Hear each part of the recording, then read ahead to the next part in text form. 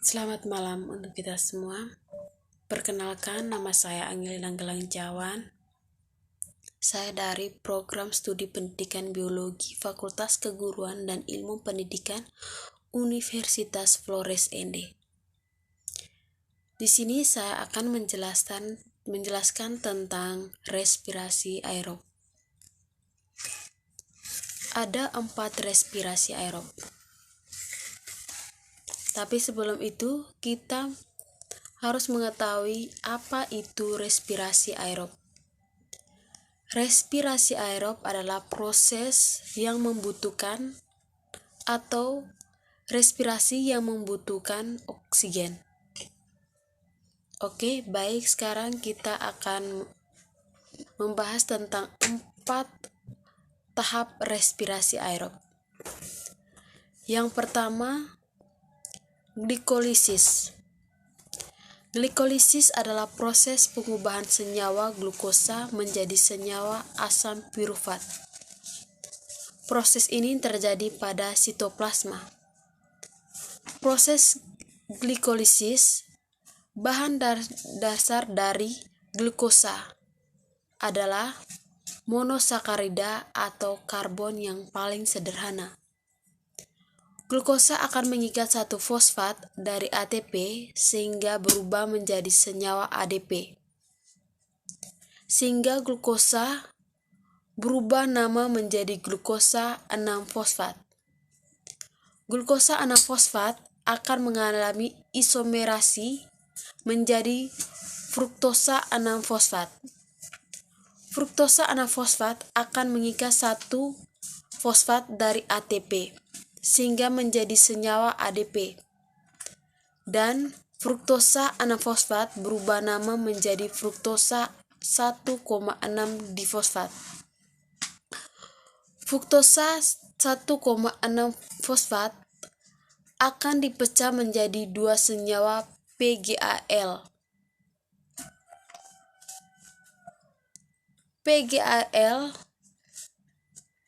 membentuk senyawa BPGA. Pada perubahan PgAl menjadi BPGA, PgAl menghasilkan NADH. NADH berasal dari NAD+. Hal yang sama terjadi pada bagian sebelah kiri.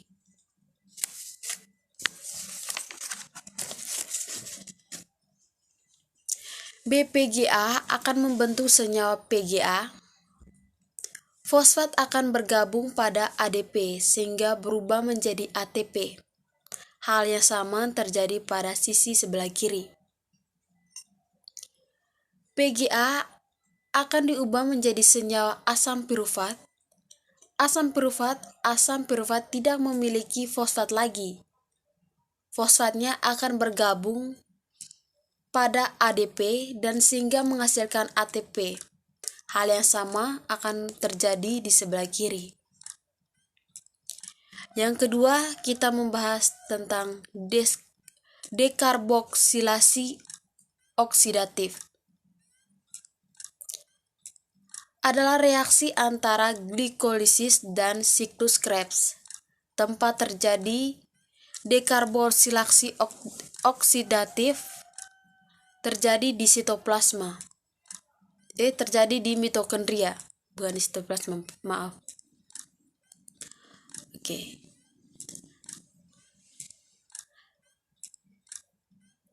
Yang terjadi bahan dasar dari dekarboksilasi oksidasi adalah 2 asam pirufat yang dihasilkan oleh glikolisis. 2 asam pirufat diubah menjadi 2 asetil CoA pada proses yang dibutuhkan enzim koenzim A. Kemudian menghasilkan 2 NADH. 2 NADH berasal dari 2 NAD+.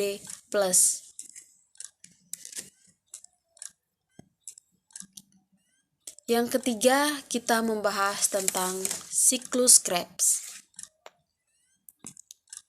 Tempat terjadi siklus Krebs adalah di mitokondria. Siklus Krebs awalnya memiliki atom karbon 4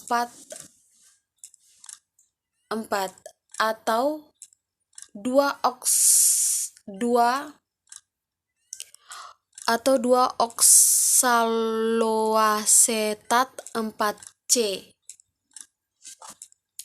akan bereaksi 2 asetil CoA sehingga akan menghasilkan 2 asam sitrat 6C. Asam sitrat akan terjadi perubahan isomer sehingga menghasilkan 2 isositrat 6C.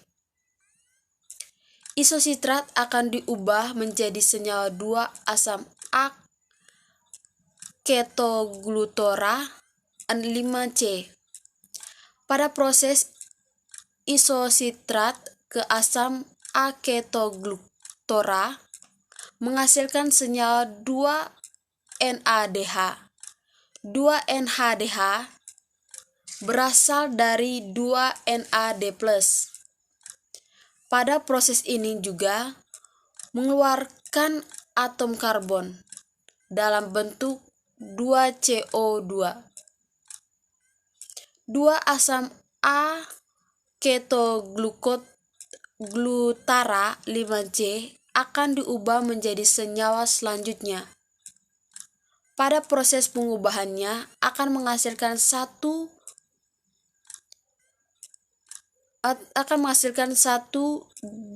NADH. 2 NADH berasal dari 2 NAD+. Pada proses ini juga dikeluarkan 2 karbon dioksida. Senyawa yang dihasilkan 2 suklinil 4C. 2 suklenin 4C akan diubah menjadi 2 suksinat 4C.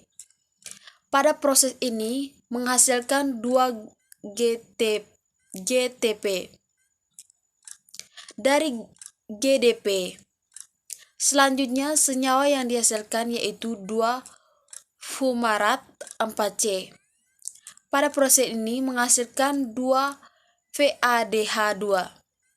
2 VADH2 dari 2 VAD+. Selanjutnya 2 malat 4C, selanjutnya 2 malat ke oksaloasetat 4C. Pada proses ini menghasilkan 2 NADH dari 2 NAD+.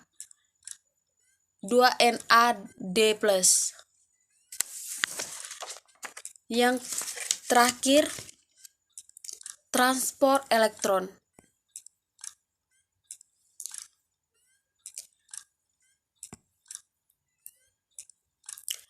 Transport elektron terjadi di kristal mitokondria. Reaksi perubahan NADH dan VADH2 dari 3 proses sebelumnya menjadi ATP dan H2O.